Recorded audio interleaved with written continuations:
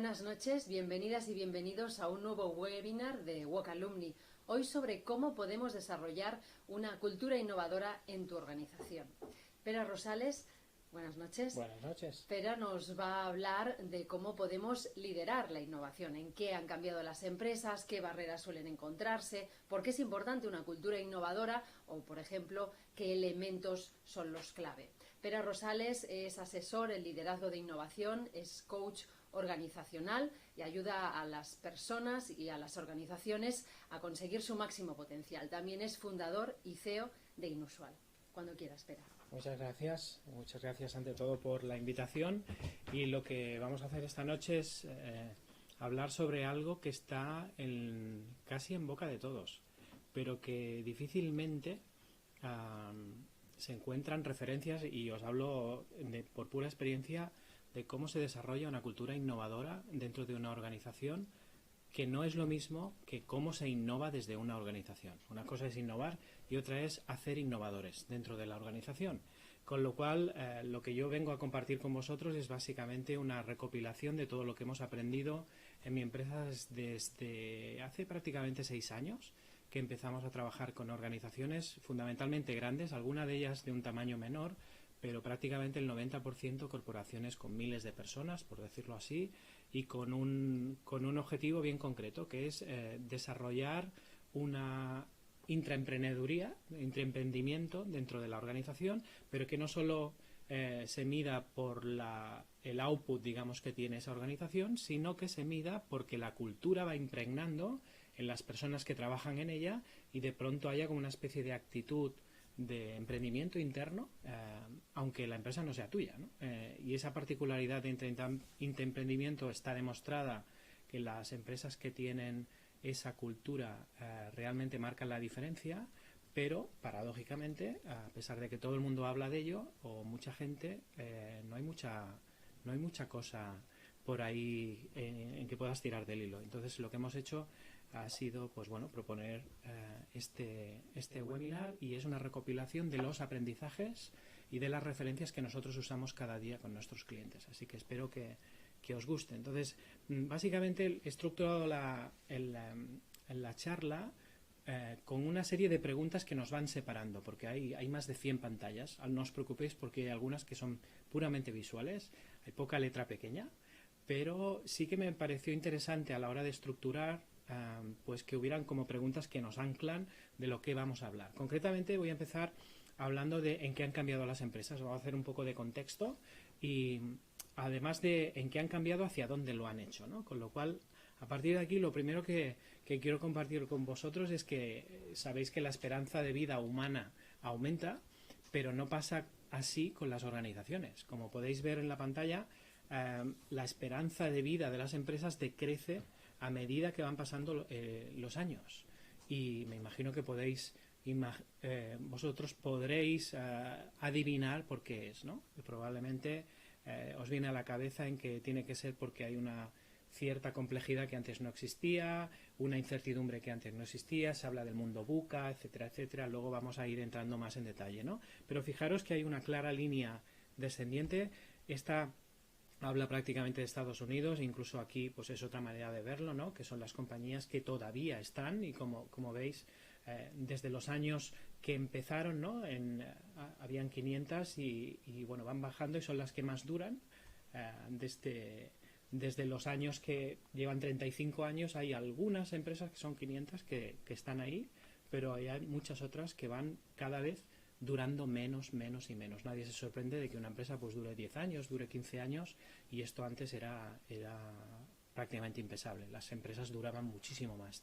Entonces, ¿por qué pasa esto? ¿Por qué creéis que pasa esto? Pues bueno, básicamente fue una de las preguntas que me hice. Entonces empecé a investigar, y encontré un estudio fantástico que os recomiendo, y toda esta presentación vais a poder tirar también de las fuentes que hemos ido poniendo en cada uno de los datos que vamos a compartir. Y este concretamente es del New England Complex System, que está en Massachusetts, y hace un estudio que de verdad os recomiendo a todos los que estáis súper interesados en organizaciones en general, aunque no sea en innovación, ¿no? porque lo que hace es una correlación entre la humanidad, cómo ha ido gobernándose prácticamente, y cómo sube la complejidad a medida que va avanzando la humanidad. Y fijaros que aquí, bueno, aquí tenemos al dinosaurio que dice que todos sus amigos han muerto, ¿no? Porque se usa en varias parodias, hay incluso merchandising de esto. Pero fijaros que aquí en este pequeño zoom que hago hay como 3 fases, ¿no? Una que es la jerarquía, modelo jerárquico piramidal estructurado que ya conocemos todos. Hay un modelo híbrido donde nos encontramos muchísimas de las empresas con las que trabajamos, y hay un modelo mucho más avanzado que no hay tantas, pero ya habrá muchas más en breve tiempo, que son las empresas más estructuradas en red, donde no está bien claro quién es tu jefe o quién es el jefe de quién, ¿no? Donde hay una estructura no solo plana, sino interrelacionada entre ellos, ¿no? Y eso hace muchas veces que las propias empresas vayan mutando.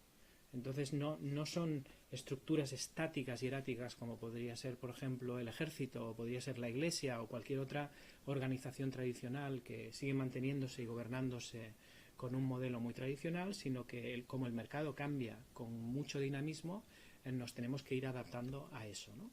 Fijaros, Alvin Toffler, que me imagino que los que estáis interesados en este tema os debe sonar, hizo un libro muy interesante hace muchos años que se llamaba La tercera ola, y os lo recomiendo, pero él básicamente, el ejemplo que pone aquí en la pantalla es lo que os quiero recomendar, ¿no? Básicamente dice que la humanidad, desde que éramos nómadas y vivíamos en cuevas, por decirlo así, en realidad han habido 3 olas. Una es esa, la gran ola agrícola, que prácticamente pasa hasta la época industrial. Luego viene la época industrial, que en términos históricos es muy breve, y luego empieza una nueva ola, que es la ola de servicios. Vamos a ir entrando un poco en ese esquema. O sea, ¿qué es eso de la ola de servicios, ¿no? Y vamos a entrar un poco en lo que sería la evolución del trabajo. Vamos a hacer detalle en esto que hablaba antes de Alvin Toffler, ¿no? Básicamente, fijaros, en la época de la prehistoria, que cuando el hombre tenía que salir, digo el hombre entre comillas, pero en realidad era el hombre, el que salía a jugarse la vida para comer, y luego cultivaba, prácticamente la competencia era personal, era de lo que era capaz, o sea, luchar contra el animal o ser capaz de arar la tierra o lo que fuera, ¿no? Y básicamente eso era casi una gestión por instrucciones. O sea, aquí está claro lo que tienes que hacer. Tienes que cazar o tienes que cultivar, y hay una serie de instrucciones que se aprendían fácilmente por generaciones. Cuando aparece la época industrial, aquí la clave ya no es o cazar o cultivar con una competencia personal, sino que aquí la clave es producir. Aparece el concepto de producción en lo que es repetir algo que ha sido creado para ser producido en masa. Y la competencia, por tanto, ya no es la persona, sino es la propia industria, la capacidad industrial de producir eso. Y entonces ahí se hace mucho énfasis en lo que es la calidad, asegurar la calidad, por tanto, ahí, con que el objetivo es la calidad, se maneja ya no solo por instrucciones, que también, porque establece también la división del trabajo, como veremos ahora después, sino que se hace una gestión por objetivos. Y eso incluso hay muchas empresas todavía que están gestionadas por objetivos. ¿Qué hay después de esto, ¿no? Desde prácticamente el siglo XX, ¿cuál es el cambio? Como os podéis imaginar, el cambio prácticamente en el siglo XXI ya no es ni cazar, ni cultivar, ni producir. Básicamente, hoy en día la clave es cómo innovas. La clave es innovar. Es como tú estás haciendo que tu empresa perdure en el tiempo y lidere en el tiempo. Por tanto, la competencia ya no es industrial, es organizacional, aunque no tengas ni una sola máquina. Tú puedes perdurar en el tiempo porque ya no dependes de los recursos industriales que tengas, sino en cómo te estás organizando y qué partners tienes. Por lo cual se asemeja bastante a ese modelo en red que estábamos diciendo anteriormente, ¿no? Y ahí la clave ya no es la calidad, ahí la clave es la recomendación de los clientes. Es decir, no es solo la calidad, es que lo que tú haces, sea lo que sea, consigues que tus clientes, como organización, empiezan a recomendarte como la mejor opción. Y por lo tanto ahí la gestión por instrucciones o por objetivos no tiene ningún sentido. Ahí la gestión, es de lo que vamos a hablar hoy, es por valores. O sea, las personas que se identifican con la organización y son capaces, esa organización son capaces de catalizar toda esa energía, tiene una ventaja competitiva. Por eso se dice que las empresas que tienen una cultura innovadora son absolutamente mejores en todos los sentidos, tanto en relativo como en absoluto, que las organizaciones que no lo cultivan, ¿no? Entonces, a partir de ahí hay un fenómeno que llamamos nosotros cariñosamente como la bañera de Taylor, que supongo que podéis encontrar también por ahí abajo os pongo la referencia, donde si queréis os podéis imaginar un poquito esta misma historia, pero en términos de complejidad o de aportación humana. Fijaros, antes de que entre la época industrial, la persona era la clave de todo, porque había la artesanía y había los pequeños negocios, etcétera. Entonces, tú lo que hacías era lo que tú eras. Llega la industria y llega la primera ola industrial, que es la primera revolución tecnológica, y la máquina o la tecnología sustituye a la fuerza bruta, sustituye al músculo. Entonces aparecen las cadenas de producción. Es la época cuando prácticamente explota la industria automovilística, etcétera, etcétera. Henry Ford, la división del trabajo, de hecho la bañera de Taylor es de Taylor, que fue uno de los precursores de esa división científica del trabajo, y a partir de ahí eso dura prácticamente hasta 1970, cuando empieza a aparecer una nueva revolución, que es la tecnológica, donde la máquina ya no sustituye al músculo, empieza a sustituir al cálculo. Y los contables con manguitos empiezan a desaparecer, aparece la contabilidad informática, etcétera. Entonces parte de los cálculos, digamos, rutinarios, empieza a hacerlo un ordenador.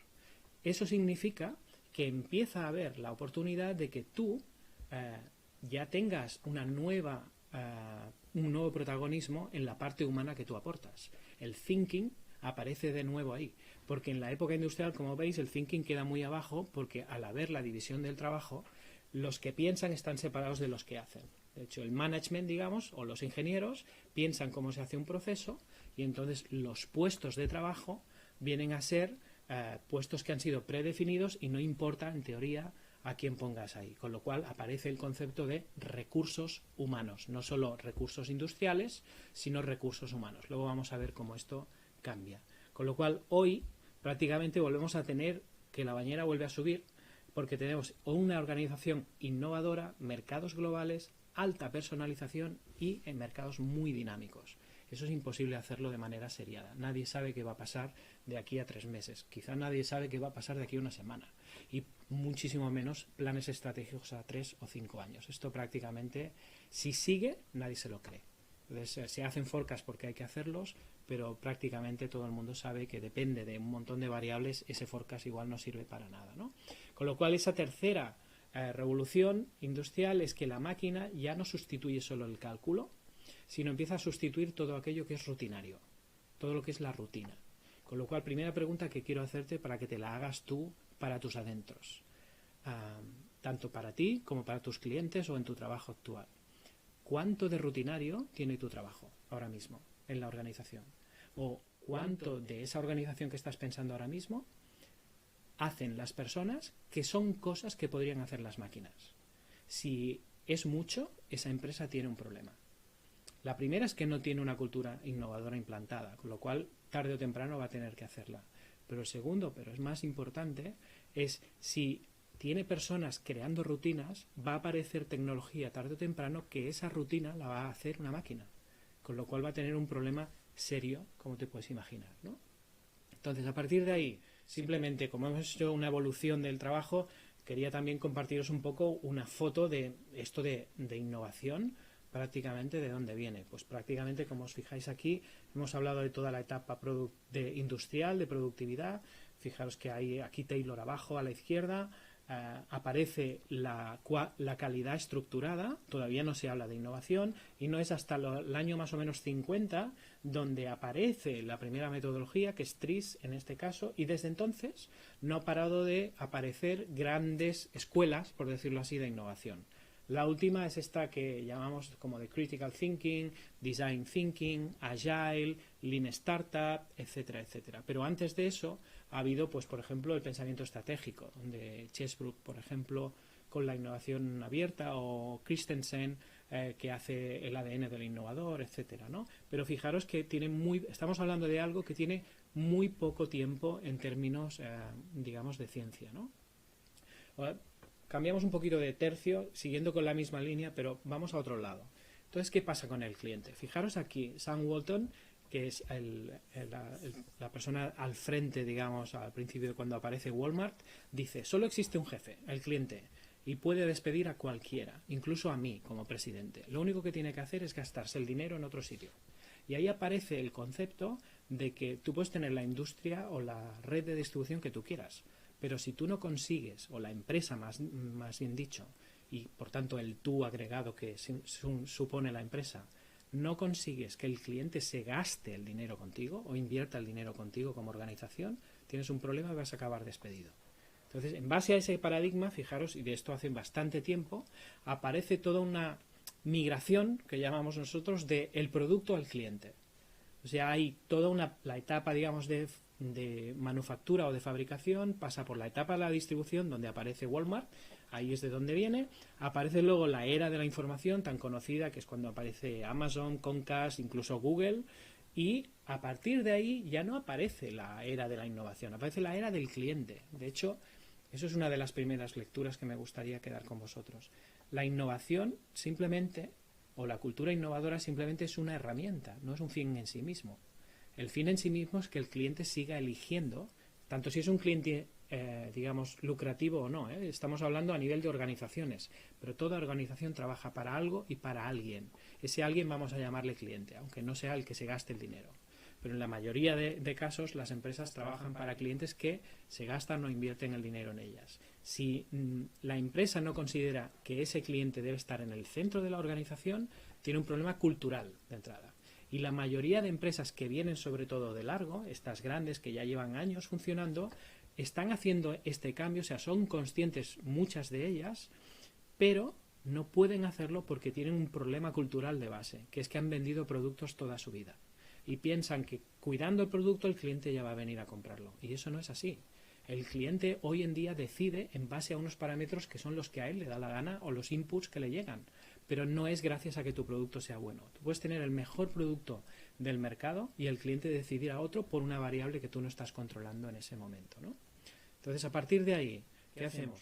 Seguimos resumiendo en esta primera etapa del cambio de las empresas. Fijaros que yo lo pongo en interrogante. Estamos en la etapa donde hemos migrado de los grupos pequeños nómadas, ¿no?, que eran gobiernos de grupo pequeño, a la jerarquía, cuando empieza toda la parte de la agricultura, a la burocracia, que es desde que llega el management y se establecen los poderes y por tanto las organizaciones jerárquicas, a lo que en teoría desde prácticamente el año 50 que empieza la innovación debería ser, que es orientación al cliente y una red que sirve al cliente.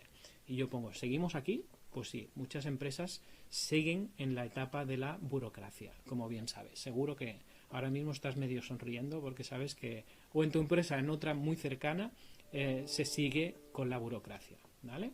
Hay un trabajo que a los que estáis interesados en este tema no me cabe la menor duda que conocéis, que es Reinventando las Organizaciones, que es de Frederic Laloux, que si no lo habéis leído deberías estar ahora mismo en Amazon y pidiéndolo, y que conste que no tengo comisión, pero es fantástico, te lo recomiendo. Si te interesa el mundo de las organizaciones y cómo se manejan, cómprate este libro. De hecho tienen una parte editada, que es esta parte que os pongo aquí, es de la guía ilustrada, que es la ampliación del libro, ¿no?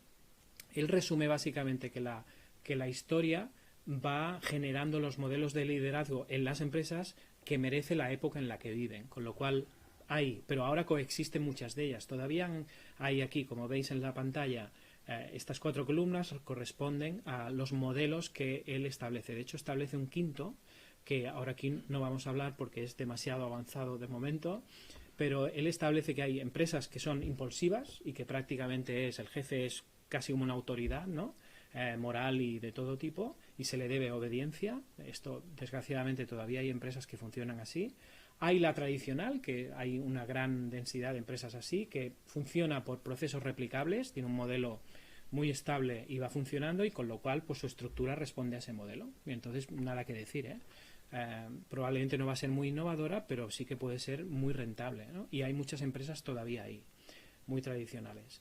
Luego está toda la era, digamos, del achievement, de lo que sería el logro, ¿no? Las empresas que proponen la meritocracia, las que son prácticamente de conseguir las cosas orientadas, y que hay una cierta innovación ahí ya, pero es todo con el concepto de crecimiento. Son las empresas agresivamente comerciales, todo ese tipo de empresas. Y hay una cuarta que es las empresas que empiezan a entender que la maximización del valor para el accionista es solo una parte, no es la función fundamental de la empresa, aunque hay una gran escuela que enseña que sí, hay otra gran escuela que está diciendo que no, y viene de toda la etapa de capitalismo consciente, donde explica que las empresas, aparte de crear valor para el accionista, se espera de ellas que creen valor en la sociedad y que creen un impacto en la sociedad y mejoren el mundo en el que viven, ¿no?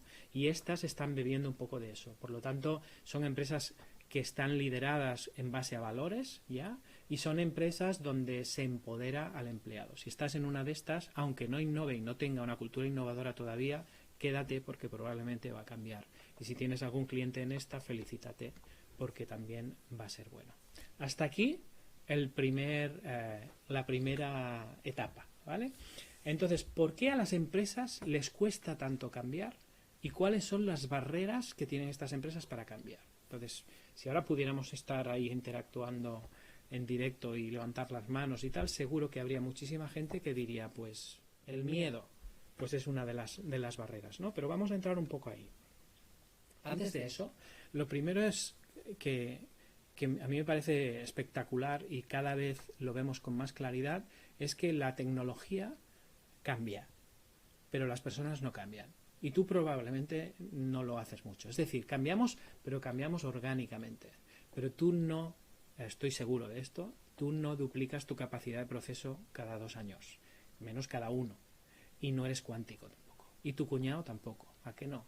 Entonces, las personas crecemos y cambiamos y evolucionamos de manera orgánica, porque somos organismos vivos. Y por tanto, crecemos de manera logarítmica. Pero la tecnología crece de manera exponencial.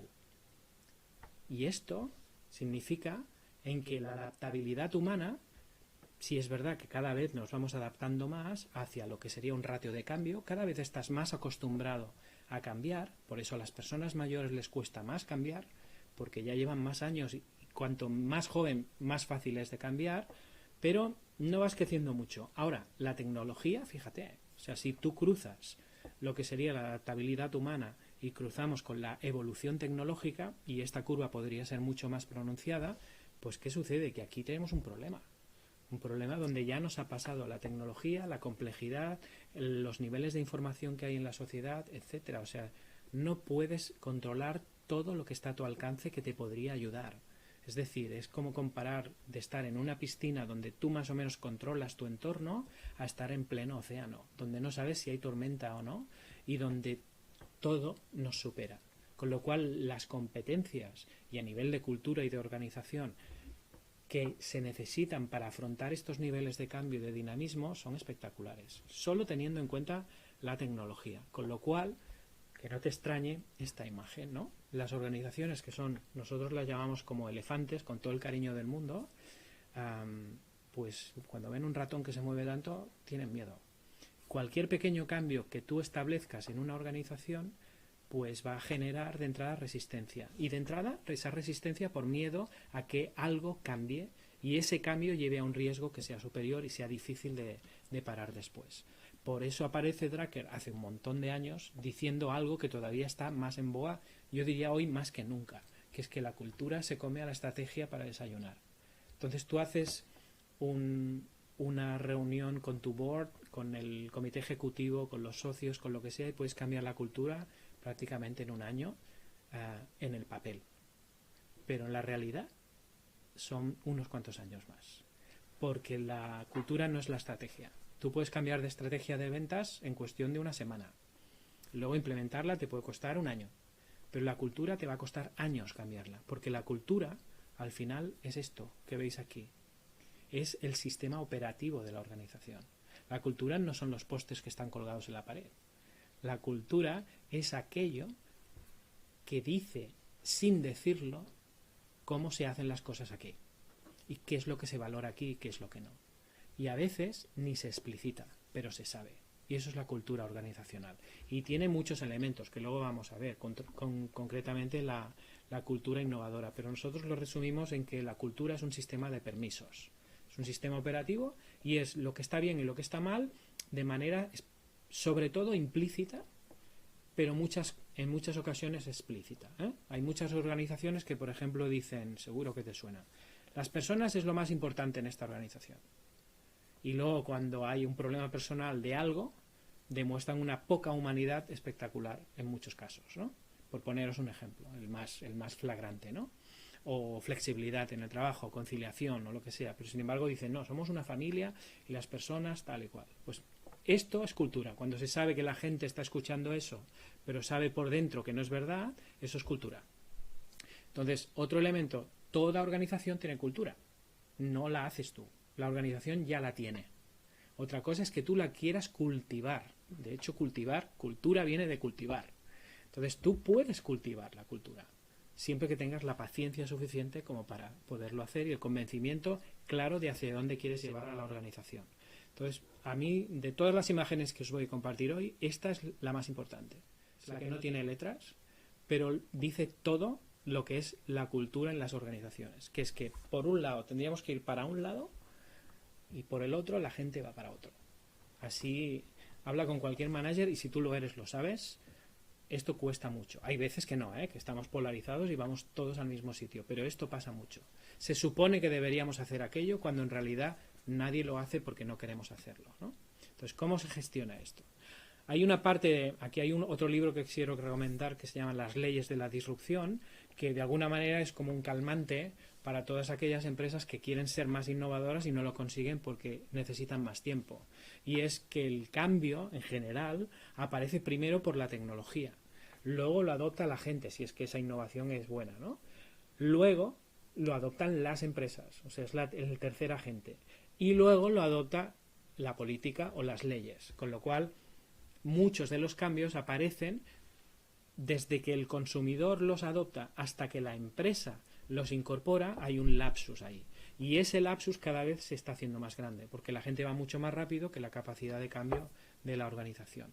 Con lo cual, en la organización, como decía Keynes, la dificultad recae no en las ideas nuevas, que puedes tener un montón de ideas, sino en las antiguas, porque hay que desaprender un montón de cosas que la organización ha ido adquiriendo, entre otras, la cultura de cómo se hacen las cosas aquí, ¿no? Aquí os comparto alguna de las principales enemigos o barreras de la adaptabilidad. Las organizaciones tienen que adaptarse y se hizo un estudio súper interesante, que es este que os pongo aquí, y no me voy a extender en él porque ya lo tenéis, y podéis tirar del hilo y ver hasta qué punto pues la jerarquía o el miedo o los hábitos o la centralización o la falta de habilidades, etcétera, impiden que las organizaciones se hagan más innovadoras o se hagan más adaptativas, ¿no? Entonces, a partir de ahí, que ya tenemos el segundo módulo, vamos a entrar un poco en, bueno, y si no innovamos, ¿qué pasa, no? ¿Por qué necesitamos desarrollar una cultura innovadora? Porque igual hay otros caminos, ¿no? Vamos a entrar en eso. De entrada, y conectando con lo que antes teníamos, Darwin ya lo decía. O sea, no es más fuerte el que dura más años, etcétera, etcétera. El que tiene más fuerza no es el que perdura. El que perdura y sobrevive es aquel que se adapta más rápido a su entorno. O sea, es adaptación rápida. Y eso, ahí luego vamos a hablar un poco también de agilidad, etcétera. Las organizaciones que saben adaptarse rápidamente tienen una ventaja competitiva. Si a esto no le quieres llamar cultura innovadora, llámale cultura del cambio, o llámale agilidad, o llámale como quieras. Pero al final esto va de adaptación, va de adaptabilidad. Y os ponemos 3 ejemplos típicos, pero que seguro que no hace falta hacer mucho más. Aquí no hace falta ni decir nada, ¿no? O sea, Kodak ya sabemos lo que le pasó. A partir de ahí, pues Netflix con Blockbuster, ¿no? Pues también. Y acabamos con otro que para mí es el más triste de todos, ¿no? El CEO de Nokia pidiendo disculpas en directo en un programa diciendo, hemos hecho algo mal, pero no tengo ni idea de lo que es. Entonces, ¿cómo puede ser que haya un responsable de una organización tocado de esta manera? Yo me lo creo, esta persona debería estar pasándolo mal, pero seguro que estaba viéndolas venir de alguna manera, pero la organización no fue lo suficientemente rápida para adaptarse. Y viene el smartphone con Apple, concretamente en esto, entre otras cosas que les pasó, y se carga un imperio y un líder absoluto. Nokia era un referente absoluto y un líder de mercado. Hay gráficas y vídeos que podéis ver por ahí. Y este señor lloraba porque sabía que había hecho algo mal, pero ni tan solo sabía lo que era. O sea que, ojo al dato ahí, que decía alguien, ¿no? A mí me gusta mucho esta frase y resume muy bien lo que os he intentado explicar hasta ahora. Si el ratio de cambio exterior es mayor que el interior en tu organización o en la organización que estás pensando, el fin está cerca. O sea, es solo una cuestión de ratio de cambio. Y entre esos ratios de cambio, pues hay uno de ellos, de ratio de cambio, que es el gap del cliente, ¿no? Que es otra de las referencias, ¿no? Los clientes van muchísimo más rápido y tienen mucho más éxito adaptando el cambio y adaptándose ellos mismos a los cambios tecnológicos, como ya hemos visto en las leyes de la disrupción, y las compañías hasta a veces van más lentas porque no acaban de tener claro si ese cambio va a ser el verdadero o es solo una moda efímera y va a ser algo volátil que no hay que prestarle atención, porque lógicamente la empresa no puede invertir en todo y poner foco en todo. Entonces tienes que elegir y muchas veces apuestas mal, ¿no?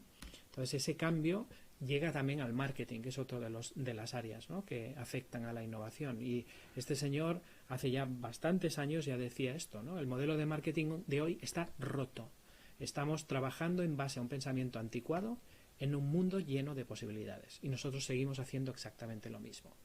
Entonces, ¿eso es un problema de que no son suficientemente inteligentes o que no están viendo ese ratio de cambio o no ven claramente lo que puede pasar si no?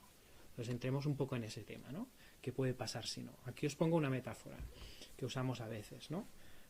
Este es un búfalo que es consciente de su fuerza, es un animal, yo diría que pacífico, muy estable y prácticamente hasta da más miedo que no ser miedoso, ¿no? Pero hoy en día hay muchos búfalos que les pasa lo que pasaba aquí en una cierta época, ¿no?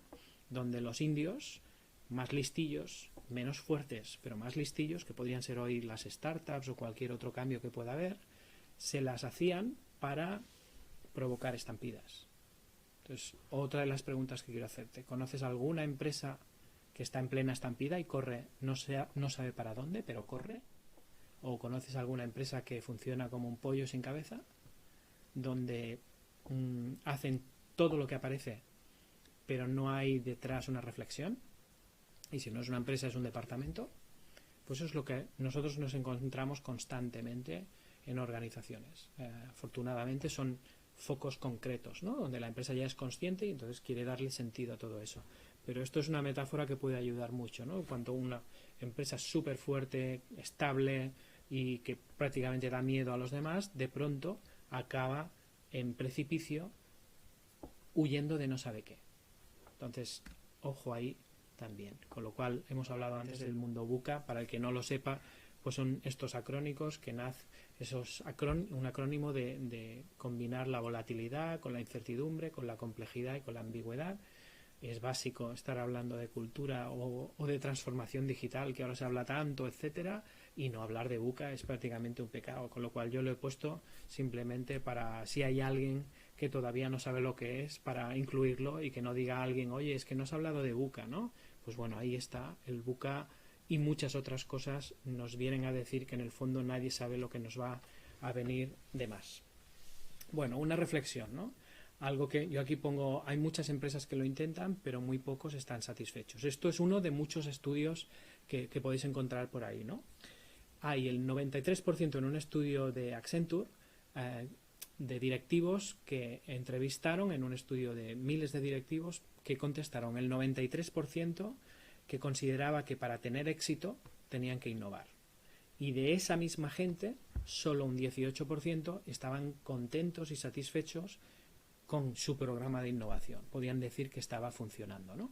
Pues bueno, algún gap hay ahí también, ¿no? Si la mayoría de gente dice que es fundamental innovar y todo lo que hacen hasta ahora innovando no están satisfechos con ello, alguna cosa puede pasar ahí. Con lo cual, cuando nos viene una empresa así y nos dice, oye, queremos innovar pero no sabemos cómo, o ya lo hemos intentado, hemos hecho muchos workshops, hemos pegado muchas post-its en las paredes, etcétera, o gente que no ha hecho nada pero dice, hombre, yo quiero hacerlo y lo quiero hacer bien, lo primero que le recomendamos es, bueno, ¿cuál es el perfil de innovación que tiene tu empresa? y hay pocos modelos para poder medir el perfil innovador. Yo os traigo el que usamos nosotros, que no es nuestro, y tiene 35 años, pero es espectacular. Y cada vez que lo usamos nos confirma en que es muy bueno. Que es un perfil que llamamos el perfil de Basadur. Eso viene de Min Basadur, que es esta persona que os pongo aquí, fue su creador, todavía vivo en Canadá y todavía activo, que aplicó la creatividad en Procter & Gamble. Hizo desde el departamento científico donde él trabajaba, hizo toda una metodología de aplicar la creatividad a la resolución creativa de problemas complejos, y eso hacerlo en un sistema. Y para ello lo que hizo primero es hacer un assessment o una evaluación, y estableció 4 cuadrantes de 4 perfiles o 4 posibilidades de una persona enfrentándose a algo innovador, y establece 2 ejes. El primer eje es cómo aprendemos, y él dice que las personas, simplificándolo muchísimo, aprendemos de 2 maneras. La primera, aprendemos en base a la experimentación, y la segunda, y todos pensamos en las dos, aprende en base a la reflexión. Entonces hay gente que piensa más a nivel cuando está en la acción pura, y hay gente que más reflexiona.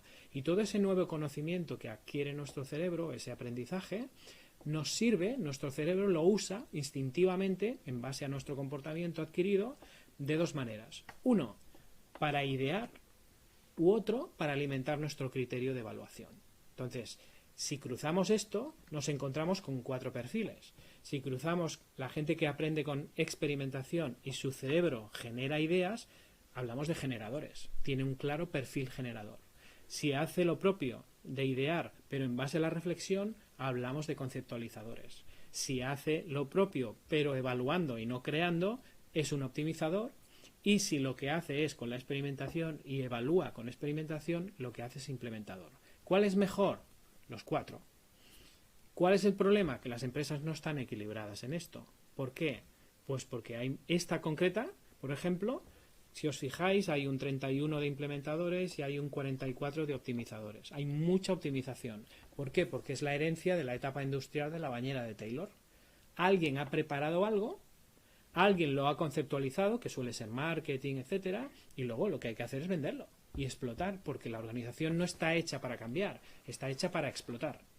Entonces las organizaciones tienden, a pesar de que, como os fijáis aquí, hay un 17% en este ejemplo que está bastante equilibrado, ahora veréis algún otro que no, hay un 17 de generadores o un 15 de conceptualizadores, aquí está claro que esta empresa lo que hace sobre todo es explotar, ¿no? Fijaros en esta es otra de las empresas con las que trabajamos, ¿no? Pues en este caso esta empresa está claramente, aquí hay más de 3.000 personas trabajando, ¿no? Y todas ellas, incluso las reclutadas, están en base a eso, que es lo que se necesita en esa empresa para poder producir. ¿Qué le pasa a esa empresa cuando de pronto se acerca a la ventana del cambio, ¿no? En que dice, hombre, pues si hay que crear soluciones, como que nos falta gente, solo tiene un 7% de generadores. ¿Qué sería lo ideal? Pues que esta empresa estuviera más equilibrada. Por ejemplo, a esta empresa le ayudamos a eso. Esto no es malo, si lo sabes. Entonces, si tú lo sabes y eres consciente, tu empresa puede estar actuando para poder equilibrar esto, y esto es súper interesante. Esto además funciona para pequeñas empresas. Esto concretamente es un taller que hicimos hace poco en Inusual con nuestros clientes, donde la mayoría de ellos son inusuales, que es lo que llamamos nosotros gente que esto de la innovación le gusta, y el cambiar es algo que casi buscan, ¿no? Fijaros lo equilibrado que está esto. Ojalá las empresas estuvieran así. Esto podría ser un departamento, ¿no?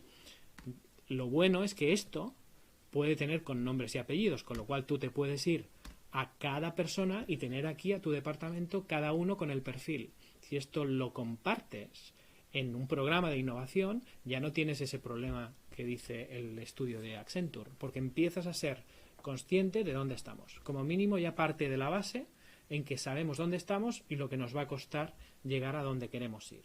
Entonces, esa es la parte del perfil de Basadur. Pero su metodología no acaba aquí. Su metodología viene a establecer y cómo se podría hacer esto de manera sintética y creativa. Y aquí os pongo una de las frases que usamos también en los workshops, ¿no? Que es: cualquiera puede complicar lo simple, pero la creatividad está en simplificar aquello que es complicado, ¿no?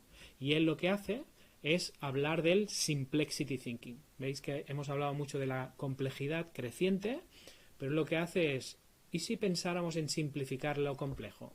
Nos pasa, o sobre todo en las organizaciones, pasa continuamente que hay problemas irresueltos, no están resueltos y aparecen constantemente.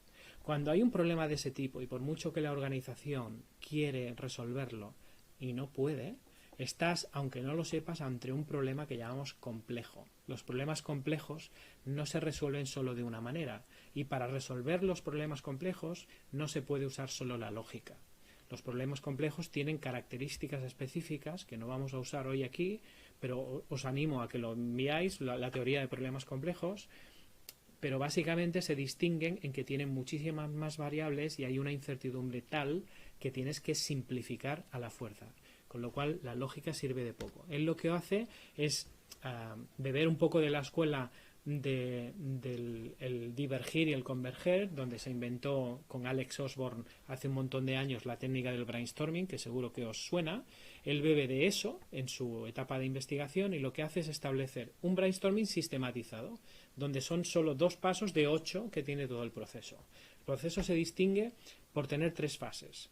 La primera es identificar el problema, porque muchas veces, la mayoría diría yo, el problema, si no está identificado, por mucho esfuerzo que hagas no lo vas a resolver, y eso es el problema de los problemas complejos, que parecen una cosa cuando en realidad es otra, comparable a una enfermedad rara o comparable a una enfermedad grave, donde a veces pues crees que es una cosa y luego en realidad descubres que era otra, ¿no? Pues en los problemas complejos de la organización, alguno de ellos tiene que ver con cultura o con marketing y con clientes sobre todo, con adaptación al mercado.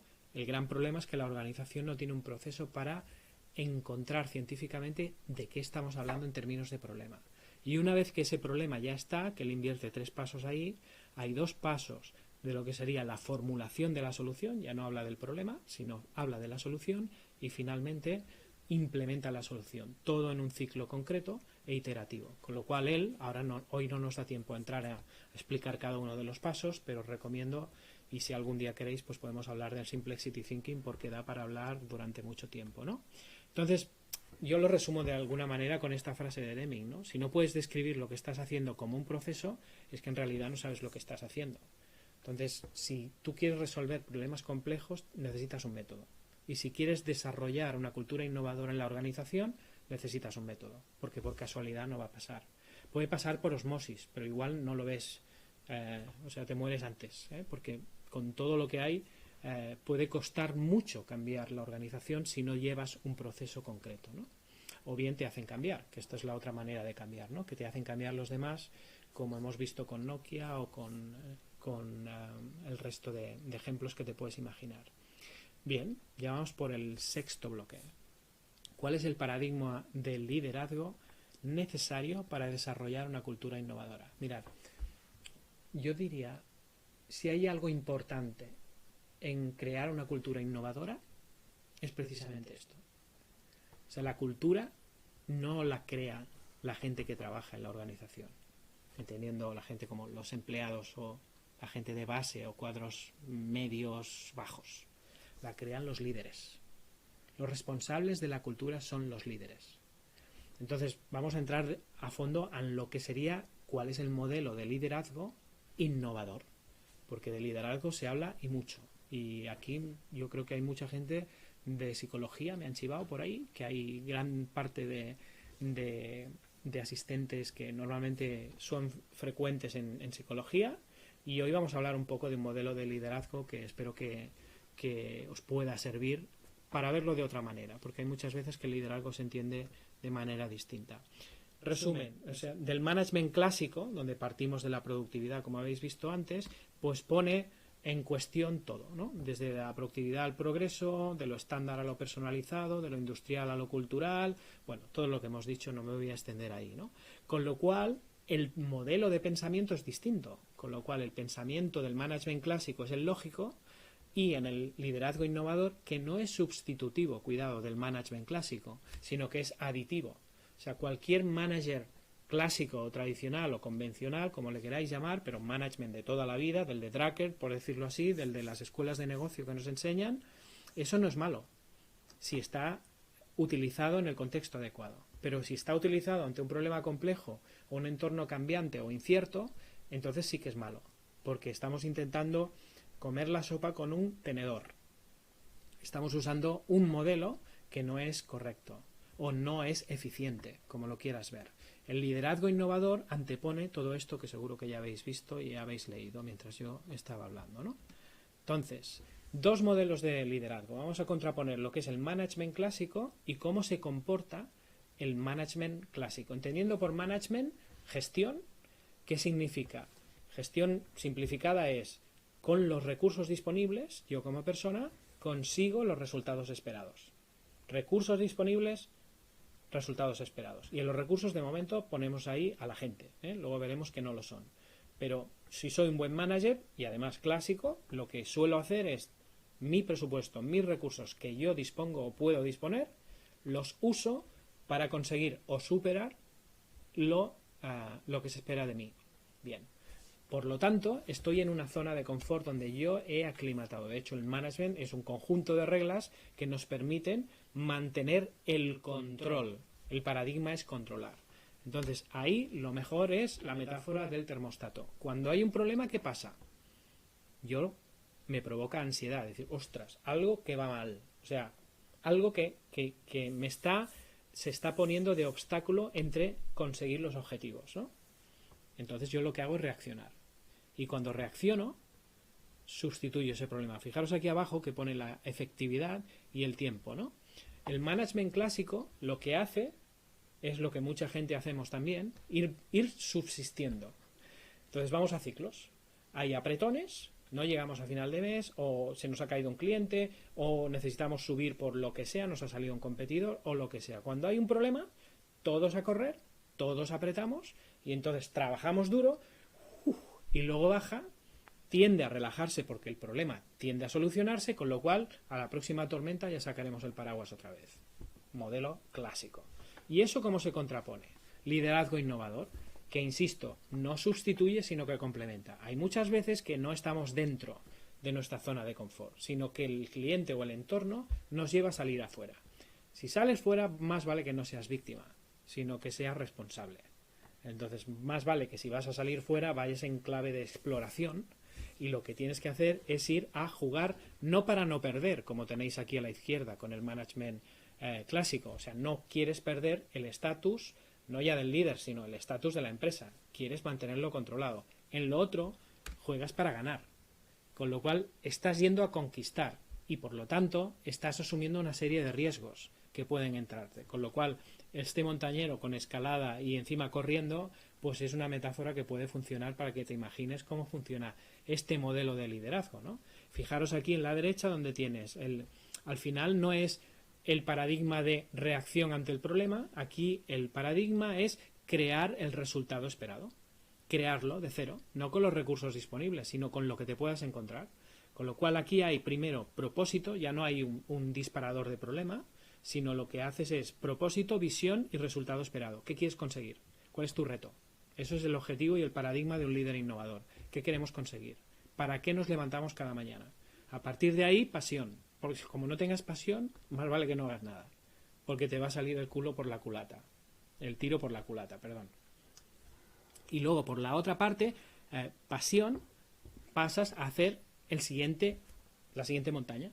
Y fijaros que aquí en la efectividad ya no es cíclica como aquí, que sube y baja, sino que va subiendo y va bajando, pero va en una curva ascendente, porque cada vez vas consiguiendo más. Y estos cambios no son de corto plazo, es otra de las características, sino que este propósito y visión no es para los 3 meses. No puedes decir que tu propósito es llegar al Q3 siendo rentable, si estás en el Q2 o en el Q1. Sino tiene que ser un propósito de liderar un mercado en 2 o 3 años, por ejemplo. Este tipo de actitud, ¿no? Los líderes que pueden hacer estas dos cosas y saben cuándo cambiar el piñón de la bicicleta, si me permites la metáfora, ¿no? De cuando sube, pues tengo que poner un pensamiento innovador, y cuando hay un problema simplemente para mantener el control, adopto esto. Eso, de manera sistematizada en las organizaciones, es lo que hace que las organizaciones generen cultura innovadora. Y para esto, yo personalmente no he encontrado ningún modelo que me lo cultive de alguna manera. Y entonces me puse hace pues casi un par de años a sintetizar lo que habíamos aprendido de las empresas y nos dimos cuenta que las empresas tienen 5 hábitos en sus líderes que todas ellas coinciden en mayor o menor medida haciendo 5 cosas concretas. Y entonces hemos creado un poco los 5 hábitos de un líder, llamamos inusual o innovador si quieres, ¿no? Que prácticamente es un modelo integral para desarrollar de manera consciente una cultura innovadora en una organización, ¿no? ¿Cuáles son esos 5 hábitos? Vamos a entrar ahora en ellos, ¿no? Con lo cual esto sería un poco la parte donde en lugar de daros citas de otra gente de la que he aprendido, esta es la aportación que hacemos nosotros desde Inusual con nuestros clientes, ¿no? Y es básicamente, lo ponemos en clave de espiral, esto es una espiral de Fibonacci, para los matemáticos seguro que sabéis de qué hablo, que es un poco el estudio de cómo crecen los organismos, ¿no? Una concha de mar o lo que sea, ¿no? Porque está anclado en que el desarrollo humano va de manera logarítmica o orgánica, ¿no? Lo primero que queremos establecer en este método son los cuadrantes con los que estamos midiendo. Y vamos a dividir prácticamente 2 cuadrantes donde por un lado tenemos las ideas arriba y abajo tenemos las acciones, o sea, el pensar y el actuar en el eje vertical. Y por el otro lado tenemos el mundo individual, o sea, tú y tú mismo, con el mundo social, tú y los demás, ¿vale? Y en base a esto, es un modelo de coaching o un modelo de liderazgo, pues el líder tiene, vale, mis ideas, los ideales, o a nivel organizacional, nuestras ideas o ideales con las acciones, lo que pienso y lo que hago, y por otro lado, lo que yo hago como persona y lo que consigo hacer con más gente. Entremos ahí. Entonces, en ese cuadrante de arriba tenemos el mundo de la mente, mental. En el cuadrante de abajo tenéis el mundo del cuerpo, por decirlo así. A la derecha abajo tenéis el mundo de las emociones o el corazón y arriba vais a ver que vamos a tocar incluso el mundo de los ideales, el alma o como le queréis llamar. El primer hábito es aspira, haz lo que deseas. Si nos hemos dado cuenta de algo, que es lo que hemos visto antes también en la pasión, las empresas que tienen cultura innovadora son las empresas que tienen gente apasionada por lo que hace. O sea, que han conectado con lo que les gusta hacer o parte de cosas que les gusta hacer, porque muchas veces les gusta un montón de cosas. Pero cuando tú tienes un montón de gente en la empresa que se apasionan por lo que hace, ya tienes medio mundo ganado ahí. ¿Por qué? Porque son aspirantes a algo que están haciendo. Entonces, a partir de ahí se desarrollan una serie de pasos en este modelo que estamos diciendo. Nosotros hemos establecido como un modelo para formar o para capacitar a las organizaciones en base a sus líderes para que el líder sepa lo que quiere ser como persona y se pregunte cuál es su despertar, por qué quiere cambiar, qué es lo que le hace romper esa rutina de rueda de hámster y bajarse de ahí, cuál es su propósito y que sepa verbalizarlo, cuál es el camino por el que quiere conseguir su propósito y finalmente cuál es el compromiso que tiene con ese propósito que se acaba de marcar. Cualquier curso de coaching o cualquier líder que haya hecho coaching ejecutivo puede ver eso de manera condensada. Pues aquí hacemos en 4 pasos la manera en cómo esa persona puede saber si aspira bien o no aspira bien. ¿Qué otro, y nos vamos al cuadrante de abajo, el más físico, ¿no? ¿Qué otro hábito tiene un líder inusual? Transpirar. ¿Transpirar por qué? Porque lo que hace es sudar la camiseta haciendo aquello que le gusta hacer. Como está apasionado, lo que hace es adquirir y hacer que las cosas pasen, pero ya no desde la mente y desde el propósito, sino desde las manos y de hacer que suene la campana. Entonces, a partir de ahí lo que hace es tratar la innovación repartida en 4 cosas. Por un lado, pensamiento crítico que define el problema. Por el otro, lo que sería la solución, que es el pensamiento de diseño, de alguna manera, piensa en el cliente y busca una solución para eso. El tercero es el pensamiento ágil, tan de moda ahora en las organizaciones, ¿no? Cómo consigues saber que lo que está haciendo en base a ese problema y esa solución crea valor y crea realmente valor y lo entrega de manera frecuente. Y finalmente, cómo eso se hace sostenible, con lo cual, cómo genera un beneficio económico para que pueda sostenerse en el tiempo y pueda ser, por ejemplo, un servicio o un producto, ¿no? Entonces, el líder innovador de entrada, de momento, hace 2 cosas. Una, aspira muy bien y 2, transpira en términos de innovación, sabe hacer las cosas. El líder que no sabe cómo cómo funciona el pensamiento ágil o cómo funciona el pensamiento crítico que hemos hablado antes con el Basadur o el Simplicity Thinking, pues se está perdiendo, o el que no tiene una mentalidad de pensamiento Lean Startups o de adaptarse al cliente, tiene un problema. Con lo cual aquí veis que estamos en la columna individual. Esto sería el trabajo que cualquier líder que quiera ser innovador tiene que hacer. Una, de propósito y de mente, el otro de capacidades y competencias. Ahora nos vamos al otro lado, que es la gente, porque un líder sin gente no es un líder, es alguien con carácter, pero nada más. Nos vamos al equipo. Entonces, ¿qué hace un líder innovador? Lo que hace es conspirar en positivo, ¿se entiende? Lo que hace es generar un cambio. ¿Por qué? Porque lo que hace es compartir lo mejor. Lo que hace, los cambios normalmente cuestan mucho porque crean mucha reacción y mucho miedo. Entonces, los líderes lo que hacen es hacer algo muy, muy bueno, que es influir positivamente en la gente y jugar como uno más. Entonces, lo que hacen son claros, generan ese cambio que hay que hacer, lo saben simplificar mucho, a veces incluso hasta dibujando, o sea, es que vamos allí. Un ejemplo, Kennedy cuando aparece como presidente de los Estados Unidos. Con todo lo que había una gran crisis, lo que dice es, vamos a conquistar la Luna. Entonces, de pronto, aparece e inspira en esto. Pues había muchas cosas que resolver y Kennedy se ocupó de eso. Pero hizo claramente algo que todo el mundo tenía claro, en que si generaba prosperidad, iban a poder lanzar un cohete a la Luna. Ahora adapta eso en esa situación. O sea, un líder claro es aquel que inspira de manera clara en el cambio, incluso explicándolo de manera visual, pero sobre todo explicándolo de manera en que cualquier otro que lo haya escuchado lo puede repetir, y eso es lo que hace que se escale, ¿no? Lo segundo que hace es tener cuidado de las relaciones con la gente, o sea, generar confianza, porque ante el cambio y la conspiración, o sea, cambios aquellos que no queremos que se sepan más allá, cualquier proyecto de cambio en una organización necesita un cierto secretismo para bien, pues necesita de entrada que te fíes de aquel que está haciendo el cambio, porque si es para mal, mal asunto, ¿no? Entonces el líder sabe, cuando es innovador, sabe generar confianza a pesar de la incertidumbre. Lo tercero que hace es generar sentido de urgencia. Hay que cambiar ya porque vamos tarde, y es capaz de demostrarlo.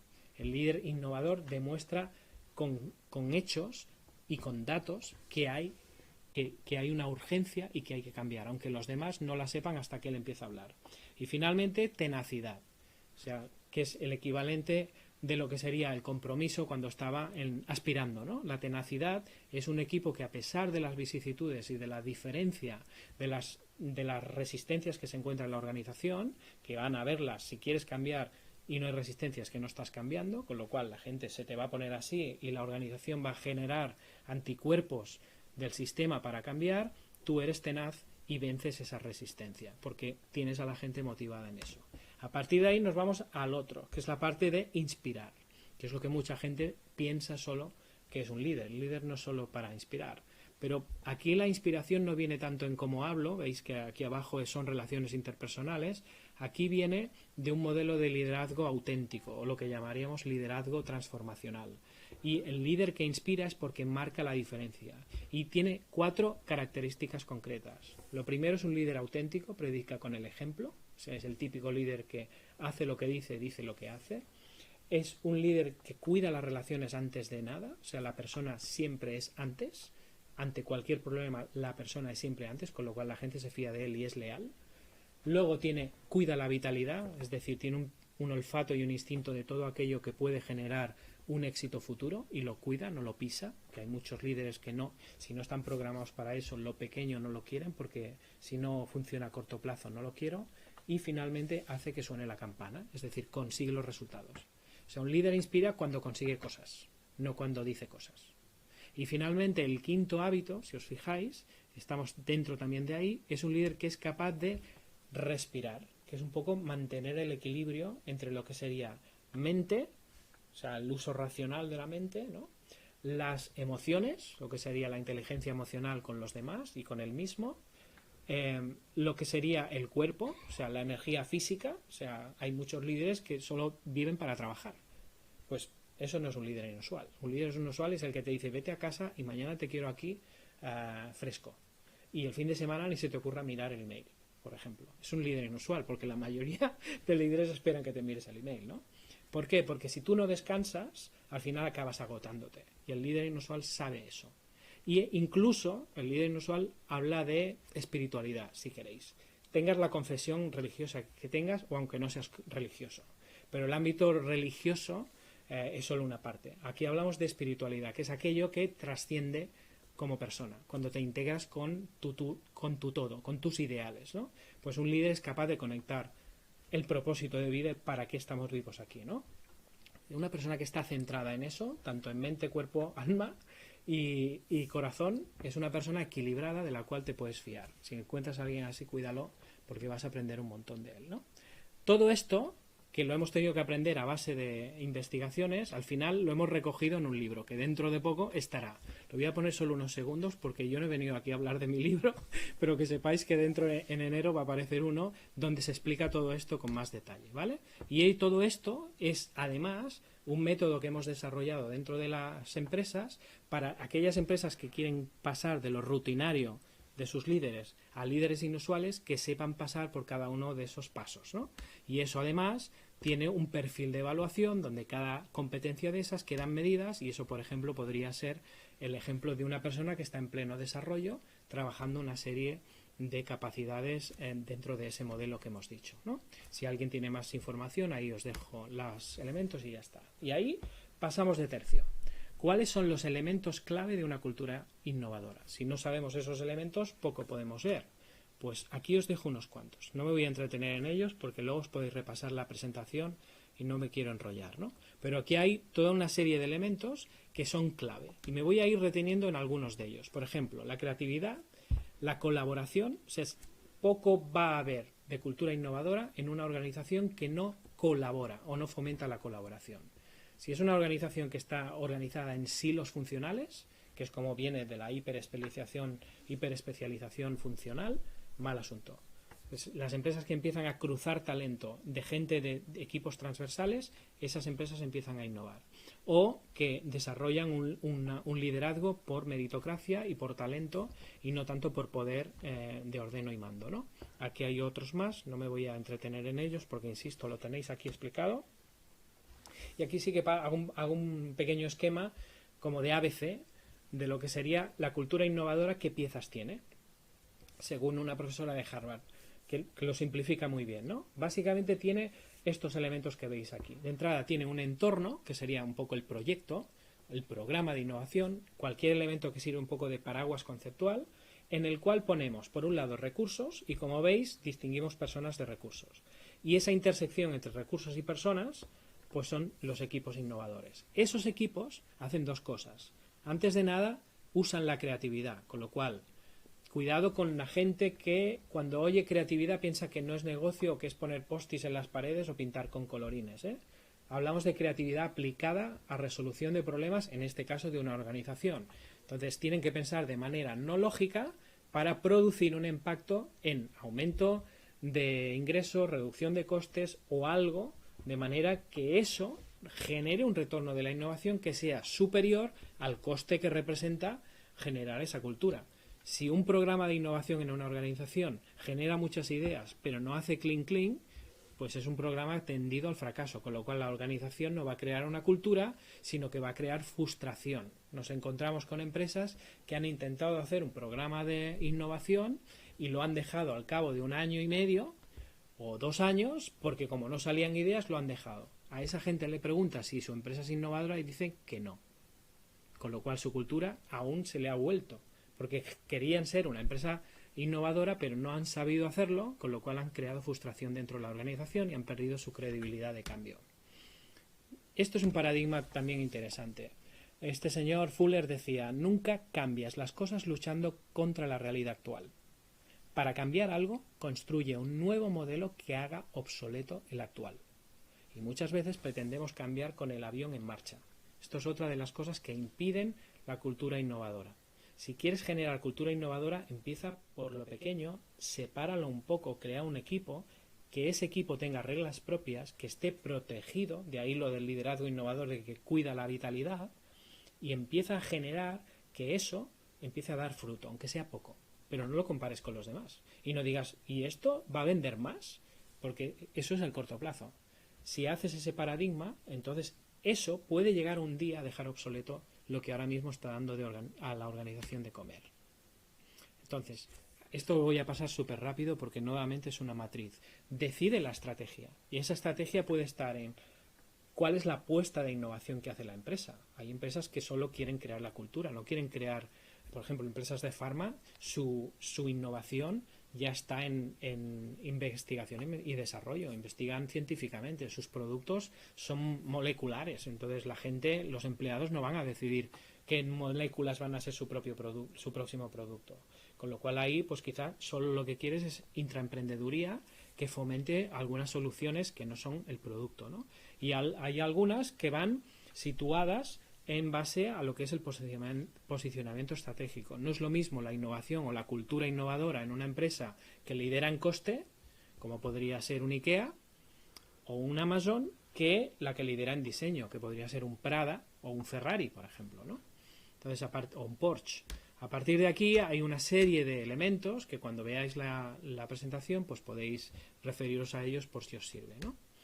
Entonces hay un reto organizacional, como veis, hay todo un reto de migrar desde un management tradicional o clásico que pone foco en el control y en la alineación, y con lo cual lo que hace recursos humanos ahí es preocuparse por la alineación y la ejecución, porque está claro lo que hay que hacer, a pasar a un reto organizacional que tiene que ver con un management innovador o un management ágil en este caso, ¿no?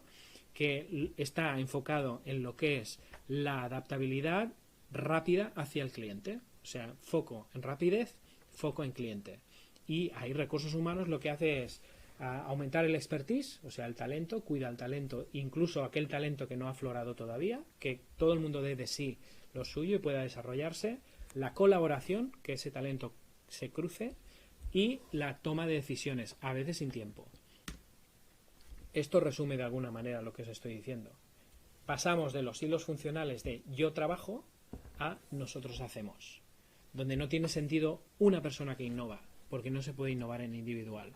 Lo que puedes hacer es crear en individual una idea, pero si quieres innovar tienes que hacerlo en equipo. No puedes innovar para tus adentros, tienes que innovar para afuera. Con lo cual, las personas son los que innovan, no la tecnología. La tecnología es usada por personas para producir la innovación. Y segundo factor, la persona cree en aquello que crea. Si tú quieres generar como responsable de cultura o de organización, quieres generar una cultura innovadora, tienes que involucrar a las personas para que creen el futuro de la organización. Por mucho que tú les digas la maravilla del consultor o de la consultora superpotente de hacia dónde tiene que ir la organización, porque el management se lo ha mirado y tal, y lo único que haces es decirlo, esa organización no se lo va a sentir suyo. Se lo va a sentir suyo si forma parte de ello. Y para ello tienes que involucrar a las personas a que digan qué es lo que la organización, desde su punto de vista, tendría que hacer para triunfar. Y eso muchas veces se ve, como aquí tenéis, ¿no? Aquí os pongo cuidado, no caigamos en la trampa, ¿no? Muchas veces se ve como esto lo haremos como cualquier otro proceso. Eso es caótico. Y muchas veces esta colaboración es espontánea y, como depende de las personas, es muy dinámico. Entonces, va más por principios que no por receta pura. Cada organización es un mundo, y esto os lo puedo asegurar porque cada cliente que tenemos persigue lo mismo, que es cultura innovadora, pero cada uno lo aborda de una manera distinta. Aquí os recomiendo otro libro que es de General McChrystal. A los que os gusta el liderazgo de equipos y tal, seguro que lo conocéis, que de verdad es una joya. Esto es un clásico ya, que explica de alguna manera, este señor era un general del ejército americano, donde él experimenta como líder qué cambios tiene que hacer a la hora de gobernar y de dar órdenes con sus equipos, y llega a generar o a acuñar el término de equipos de equipos. O sea, el Team of Teams es un clásico en según qué sitios ya. Esto no hace falta ni presentarlo, o sea, ya se sabe, ¿no? Siguiente, ¿qué competencias necesita una organización para ser innovadora? ¿Cuáles son? Pues aquí os pongo una muy concreta, que es la escuela esta de organización ambidiestra, que lo que tiene que hacer es nadar y guardar la ropa, lo que decimos nosotros, ¿no? Innovar y explotar, o innovar y guardar la ropa si queréis, ¿no? O sea, hacer una cosa que es explotar el negocio y hacer otra también con la misma gente, cuidado, aunque sea con un piloto primero y luego extendiéndolo más, explorar el negocio. Y explotar y explorar son distintos. Entonces, fijaros que aquí, en esta matriz, si ponemos aquí el escalar y la productividad y la velocidad y la creatividad, las ambidiestras son las que están en el cuadrante superior derecho. ¿Por qué? Pues porque si ponemos esos dos mismos ejes de exploración y explotación, fijaros que hay empresas zombies hoy en día, las que algún día tuvieron una alta explotación pero han caído, con lo cual explotación están en horas bajas y exploración no se han puesto a explorar. Es la típica empresa que acaba siendo comprada o sustituida por otra, ¿no? Si eso sube, en explotación nos encontramos con las empresas mineras, que es que tiene una mina de oro. Y entonces su negocio les va de maravilla, porque funciona. Entonces, oye, ninguna pega en explotar un negocio que es existente. Ahora, hay un pequeño problema. Si no exploras, igual eso, un día alguien te pasa a que seas zombie. ¿Por qué? Pues porque si no exploras, necesitas un poco de aventura por ahí. Y la exploración que tiene baja explotación, es decir, aquellas startups que no se ven claro si sí o no, pero ahí se validan porque lo que tienen que hacer es como mínimo probar si el cliente acaba entendiendo ese nuevo producto y lo incorpora, pues ahí ponemos a Indiana Jones un poco como modelo, ¿no? De aventura, y te lo tienes que tomar no como la gran apuesta, sino como un experimento de exploración.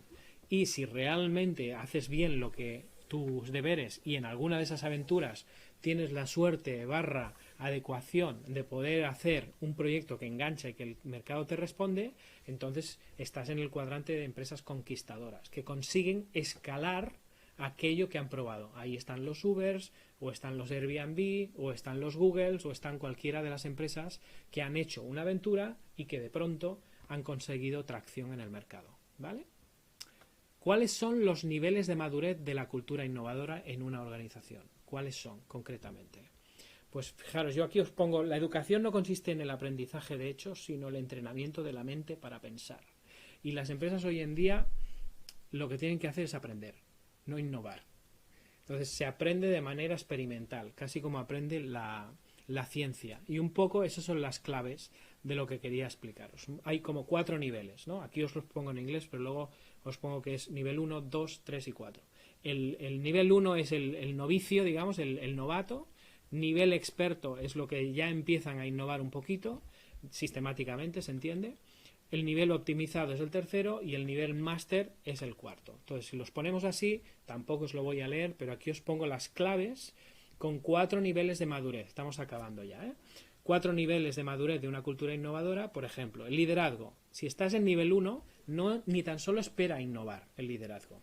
Lucha con problemas recurrentes y es completamente reactivo. Sin embargo, si estuvieras en el 4 prácticamente, expectativa de innovar totalmente, o sea, el liderazgo está para innovar, tiene liderazgo de la innovación constantemente, o sea, tiene líderes en los proyectos de innovación y además disrumpe firmas y mercados. O sea, va de empezar a acabar siendo el líder en ese mercado. Aquí, cuando tengáis el momento, podéis ver cada una de las variables que va desde el liderazgo, comunicación, recursos, herramientas de innovación y conocimiento estratégico. Luego, aparte de eso, lo que tenemos son las personas, cuáles son las personas y cómo las manejamos, qué recompensas les damos a las personas por hacer esa innovación, cómo medimos esa innovación, que es lo último que vamos a hablar hoy, y qué resultados esperamos obtener. Esto lo recomiendo si ya habéis entrado en un proyecto de este tipo o tenéis un cliente o en vuestra organización queréis saber en qué nivel estáis, os vais a reconocer a veces en un nivel en según qué cosas y en otro nivel en otras. ¿Cómo saber si lo estamos consiguiendo y qué medir en el proceso?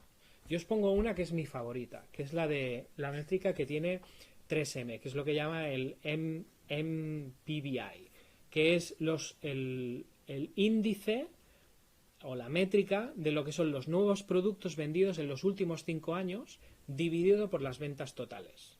Pregúntate eso en tu empresa.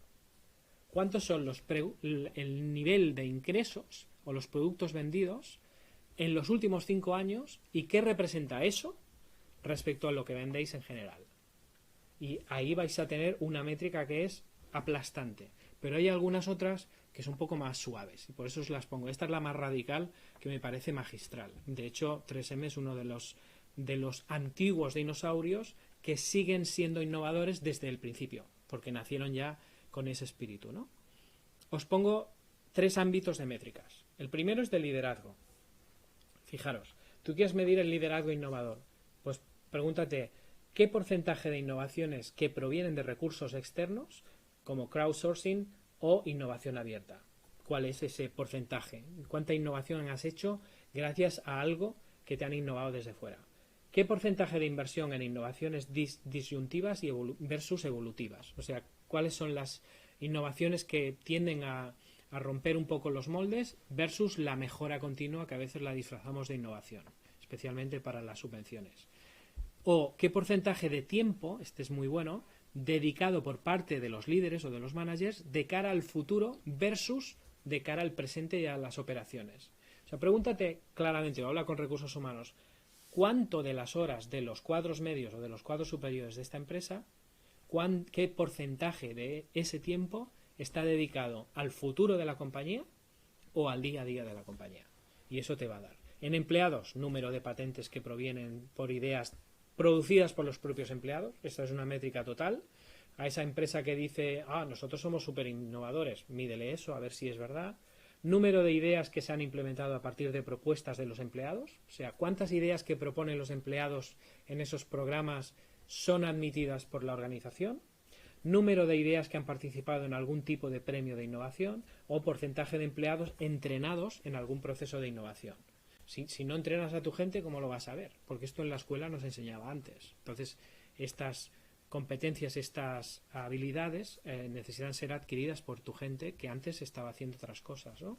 Cliente, porcentaje de innovaciones que provienen de clientes por medio de la innovación abierta, que antes no los tendrías y no los tendrías si no fuera por eso.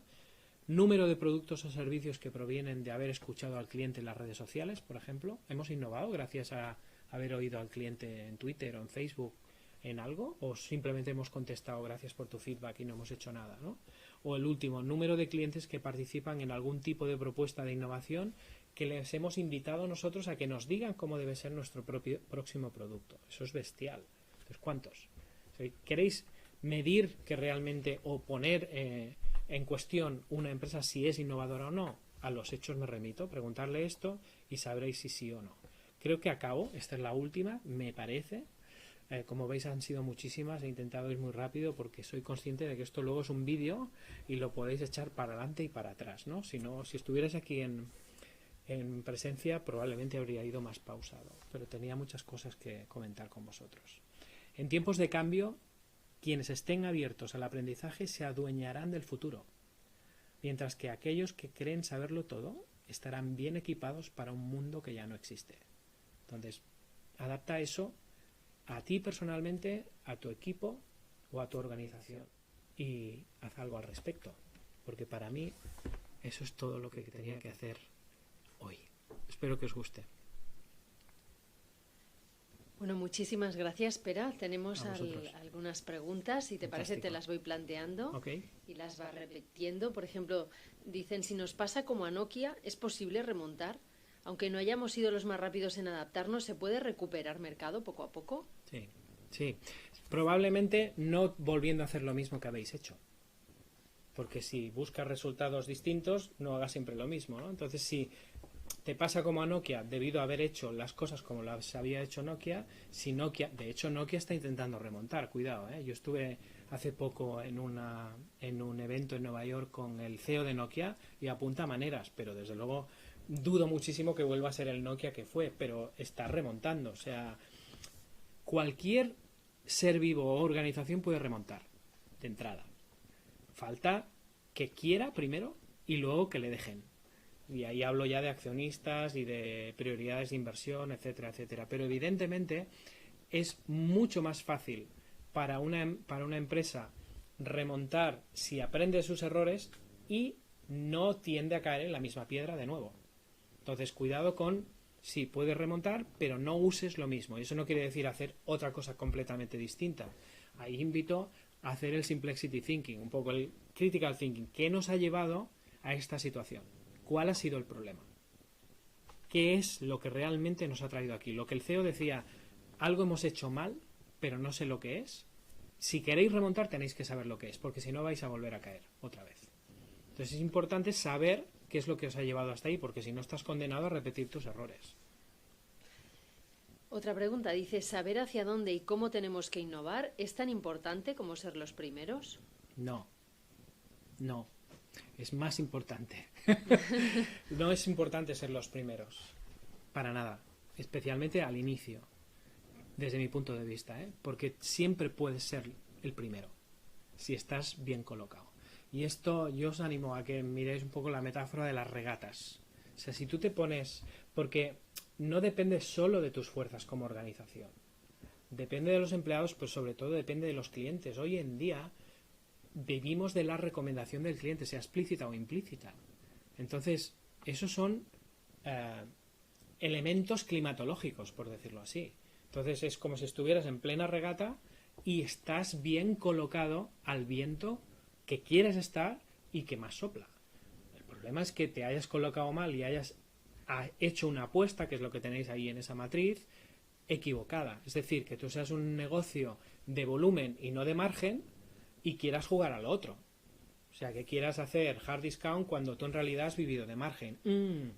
Ahí sería un problema, por ejemplo, ¿no? O que quieras, no hayas innovado nunca y te vayas a innovar de manera disruptiva, de golpe, así de golpe y porrazo. Tampoco.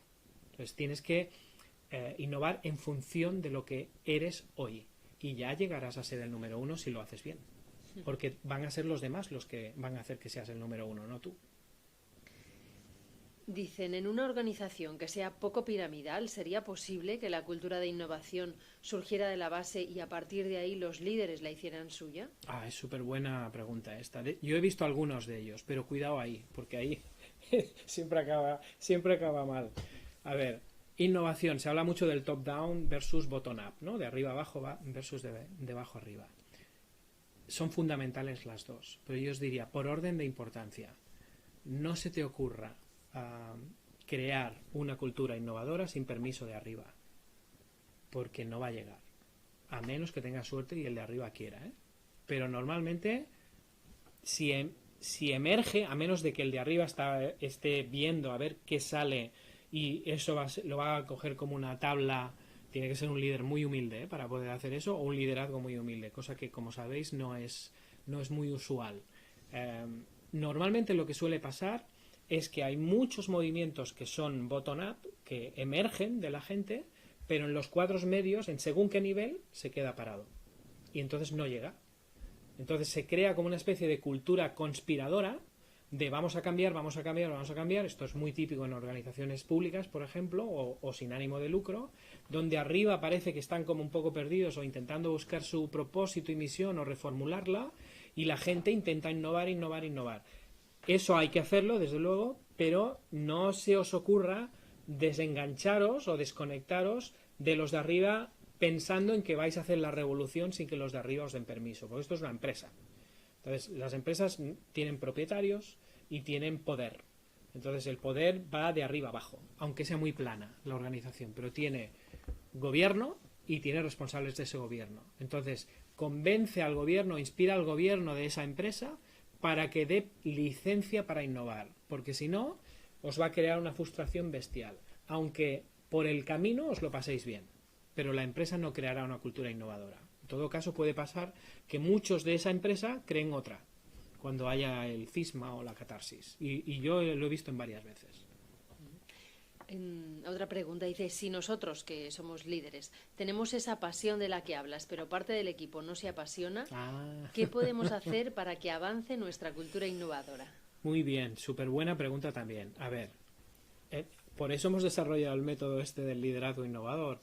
Eso es conspirar y eso es inspirar. O sea, la gente no hay que motivarla. La gente tiene que venir motivadita de casa. Entonces, ¿cómo se motiva a alguien tú siendo un líder? Pueden haber dos situaciones. Puede haber gente que no quiere ser ni motivada, ni va a querer que le motives, ni nada de nada. O sea, hay gente con la que no puedes contar. Aunque haga muy bien su trabajo, cuidado. Pues muchas veces no cuentas con esa persona y para el cambio cuentas con otra. O sea, no es el 100% de la empresa la que tiene que estar al 100% en el cambio. Las empresas, cuando empiezan a bascular, cuando ya hay un 65% más o menos de que están por el cambio, sean lo que sea, todavía tienes ahí un 35% en que no quiere o piensa que es una tontería o lo que sea. A partir del 65% más o menos, lo que llamamos la masa crítica, la empresa empieza a cambiar y al final los que no se adaptan o se van por sí solos o hay que buscarles otro sitio, hablando claramente, en las empresas que necesitan cambiar. La otra es la gente que sí que podría motivarse. Claro, al motivar y toda esa gente que hasta ahora parece que no tienen ni sangre en las venas, que también hemos visto unos cuantos, no os podéis imaginar el cambio que pueden hacer si tú le das la oportunidad como organización a que se pueda equivocar decidiendo cuál es el futuro que debería emprender él en su trabajo y poniéndole a explorar, pero preguntándole antes qué quiere hacer. Si te dice que no quiere hacer nada y se compinchan ahí de que no, estamos en el primer caso. Pero hemos visto mucha gente que no se creía que la organización quería cambiar de verdad, que suele pasar mucho, y no se cree que eso va a servir de algo, y hasta que no se da cuenta que de verdad está funcionando, no te los ganas. Pero cuando te los ganas son militantes de ese cambio. Entonces, sobre todo tienes que mirar que esa gente conecte con el que quiere ser en su vida. Y me voy al hábito de aspirar. Pregúntale a esa gente o adivina esa gente a qué aspira. Si a lo que aspira es a cobrar la nómina a final de mes y seguir haciendo, con ellos no cuentes. Si lo que aspira es a crecer como persona y hacer un cambio en su trabajo y progresar, e irse a la cama con la sensación de logro de que hoy ha sido mejor que ayer, o aunque hoy haya sido peor que ayer, mañana va a ser mejor y tiene ese optimismo en las venas, entonces cuenta con él, aunque hoy esté desmotivado. Un líder, antes de iniciar un proceso de innovación, es imprescindible que sea capaz de ser un buen líder para, por ejemplo, bueno, lo que ahora decías, ¿no? Ser capaz de inspirar, respirar, aspirar. O sea, un líder, cuidado, no confundamos entre lo que es un líder y una persona carismática, que esto viene de antes, los líderes que antes eran tipo Braveheart, ¿no? La época de las guerras y tal, o sea, un líder tenía que tener coraje y ser valiente porque te defendía de los demás. Hoy en día un líder es alguien que, lo que llaman en inglés, who cares, o sea, alguien que cuida, que de verdad te puedes fiar porque sabes que se va a dejar la piel por ti. O sea, el líder, de hecho, no es alguien que manda. O sea, el poder del líder no es el poder que tiene él porque se le ha conferido desde la organización. El poder del líder es el que le confiere el equipo. Y eso es el líder informal, que en teoría debería ser el formal. Si no, te vas a encontrar en que hay líderes en que son formales, pero en realidad el líder real es otro, que es el que la gente considera como un líder. Y el otro es el jefe. Entonces es importante que el líder, no hace falta que hable muy bien ni que sea un Braveheart. Lo que es importante es que ese líder esté al servicio de su equipo y su equipo sepa que se deja la piel por él. Los líderes comen al final. Eso es lo que llama Simon Sinek, que también es otro libro súper chulo que os recomiendo. Bueno, pero muchísimas gracias. A vosotros. No había más preguntas. Hemos aprendido un montón de cosas sobre liderar la innovación, cultura innovadora. Ha sido muy enriquecedor. Muchas gracias. Y hasta la próxima. Gracias, es un placer. Igualmente, a todos vosotros recordaros que si sois graduados de la UOC, la universidad ha diseñado el programa Alumni Premium para acompañaros en el desarrollo de vuestra vida profesional y personal. Ya solo me queda emplazaros al siguiente webinar, será el 28 de noviembre. Conecta con tu audiencia y vende más. Será con Elia Guardiola, que es especialista en marketing de contenidos, marketing experiencial y storytelling. Tenéis toda la programación en alumni.uoc.edu. Muchas gracias. Gracias. Hasta luego.